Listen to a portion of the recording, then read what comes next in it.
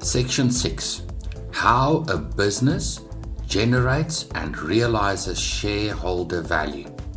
Business finance is about how a business funds its operations, manages its cash flow, makes investment decisions, and how a business generates and realizes shareholder value. But first, I'd like to share a real-life story. I changed the names of the characters to protect their privacy. I met Mr. MacArthur a few years ago. He was a man of significant wealth, having done very well in real estate, with a large portfolio of mostly residential properties. Mr. MacArthur was an electrical engineer. He had a passion for his profession and eventually completed a master's degree in electrical engineering at a prestigious university. Mr. MacArthur designed and produced highly specialized electrical components used in manufacturing. Over the years, he established long-lasting relationships with large businesses that became very dependent on what Mr. MacArthur provided. The business did very well, to the extent that Mr. MacArthur employed his son as a financial manager. I was introduced to his son and got to know the family over a few years. His son worked for the business for well over 2 decades. When I originally met Mr. MacArthur, he was already an older man and had just lost his wife of many years. Then, Mr. MacArthur passed away. At no point during the almost 3 decades of the business's existence did Mr. MacArthur seek to either transfer his knowledge to a successor or seek to employ a replacement. He was the only person in the business with the skills and requisite qualifications to design and sign off the product. After 3 decades, the business ended abruptly. The business had little cash reserves, which soon resulted in no salary payments to the staff.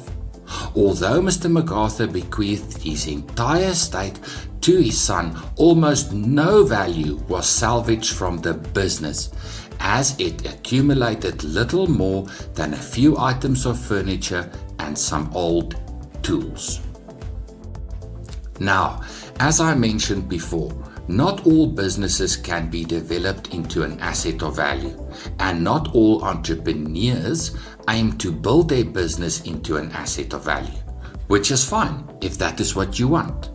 However, I meet entrepreneurs regularly who come to the end of a long and often very profitable career as a business owner who then want to dispose of their business interests only to find that potential buyers offer little more than a fire sale value for the business.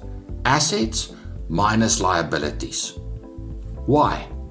When I investigate, I find that the business is still operationally dependent on the business owner, and often the business has very little in the form of assets. If you, as an entrepreneur, hope to avoid the situation, then you must develop the business into an asset of value. How? By generating shareholder value. Defining shareholder value.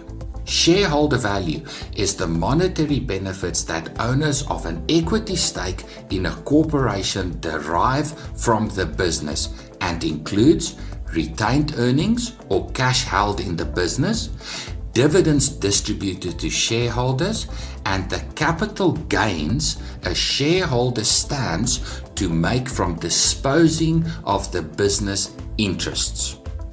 Growing sales, sales revenue collection, effective cash flow management, control over spending, and appreciation of assets all contribute to the profitability of the business, which in turn translates into shareholder value. When you present a business case to prospective investors, you need to show what shareholder value you have created, past tense, and how you will create further shareholder value, future tense. Paradigm shift. To generate and eventually realize shareholder value, you must make a painful but important transition from self-employed to business owner. It starts with a mindset change. Very few individuals start out on the road to entrepreneurship directly after leaving school or varsity. Most entrepreneurs had a sometimes not too short stint as an employee. Employees think income. Entrepreneurs think shareholder value. When most entrepreneurs start out, income generation is the priority, and that's the way it should be. You need to make a living. But your business will not automatically morph into an asset of value. For that, you need to change your way of thinking about your business. You must make decisions that will result in shareholder value creation. Ready or not? When I'm approached by entrepreneurs who want to attract investors to their business, I start out by looking at what they do with profits, as reflected in their financial statements, because this immediately tells me where they are at. If I notice that the business owners extract most of the profits in good times from the business by way of the repayment of shareholder loans, directors' remuneration, or dividends, then I know that this business is not ready for investors. Business owners who retain earnings with a view of reinvesting in the business positions themselves to attract investors. Not to sound overly harsh, but if the current owners of the business don't want to keep their money in the business, why should an external investor put money in the business? A journey of 1,000 miles. It is said that a journey of 1,000 miles starts with the first step. The first step to make the transition from self-employed to business owner is to achieve operational and financial independence. You cannot build shareholder value without accomplishing this first step. Let's consider ways in which operational independence might be achieved. Relationships. Often, it is the entrepreneur who first goes out and finds customers. Typically, the business owner maintains relationships with key clients. This is especially true of smaller businesses dependent on key accounts for most of the sales revenue. Another aspect is procurement, which is also a vital part of what makes the business profitable. Consequently, business owners maintain a tight grip on managing supplier relationships. But there's a danger here. If all these relationships vest in the business owner, what happens if the business owner is no longer there? Savvy investors understand that the client base that you build up over the years is transient. Customers buy from people they like and trust. Competitors easily steal away customers when the relationship is no longer there. The same principle applies to supplier relationships. To achieve operational independence, the business owner must develop relationships amongst key staff members, customers, and suppliers. Skills.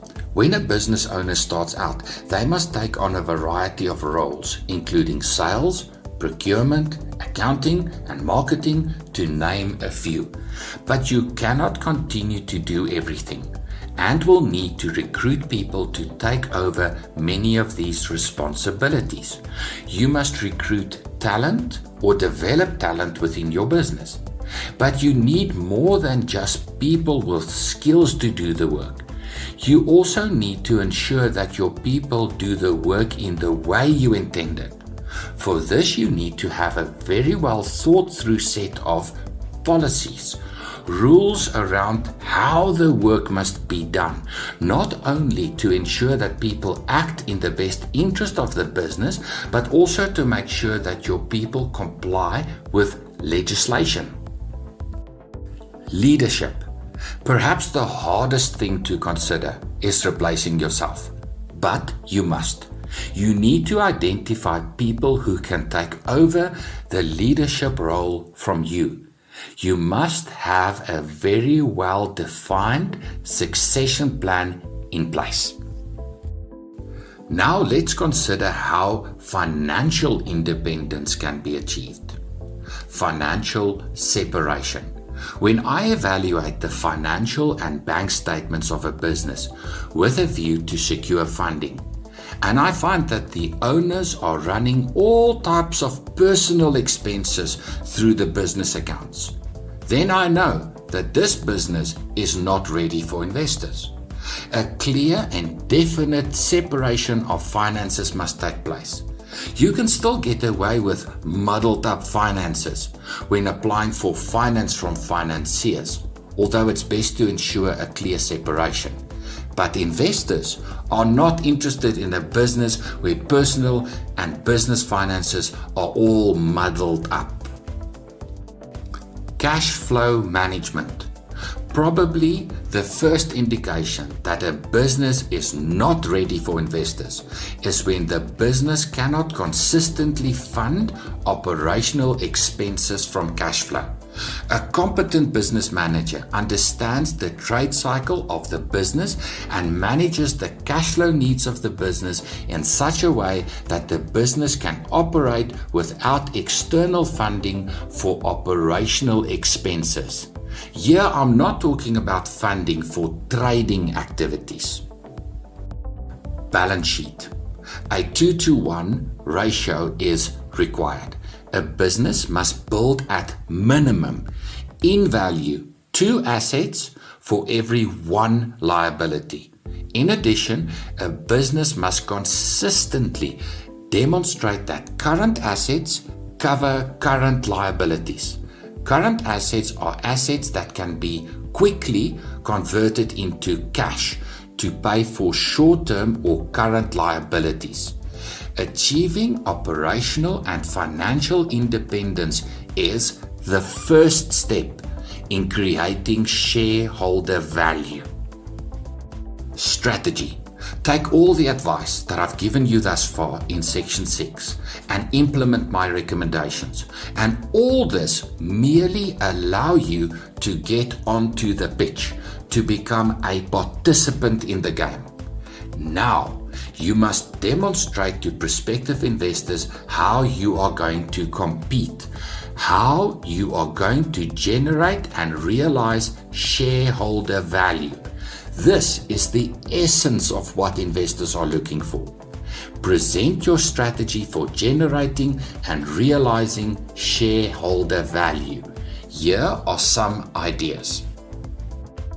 Professor Donald Sull of the London Business School, the 3 core logics of value creation. A positional approach.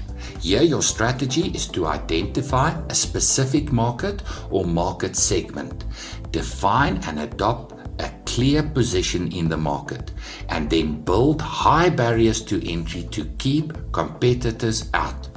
Barriers may include registering patents, building an economy of scale, or obtain exclusive rights to distribute a product. A resource-based approach. Here your strategy is to gain control over scarce resources, which may include minerals, materials, or components, giving you a competitive advantage to produce the product. It's essentially about controlling procurement. An opportunity approach.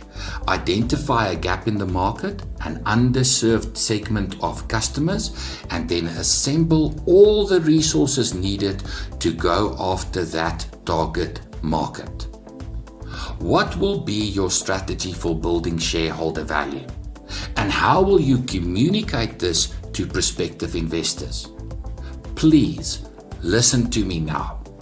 investors are not interested in a business plan. What investors want to know is how you are going to generate and realize shareholder value. Exit. All savvy investors start every conversation about investing with the end in mind. You are your business's first investor. How will you eventually realize your investment in the business? Let's consider some exit strategies. Liquidation. Unfortunately, this is the most common end for most businesses.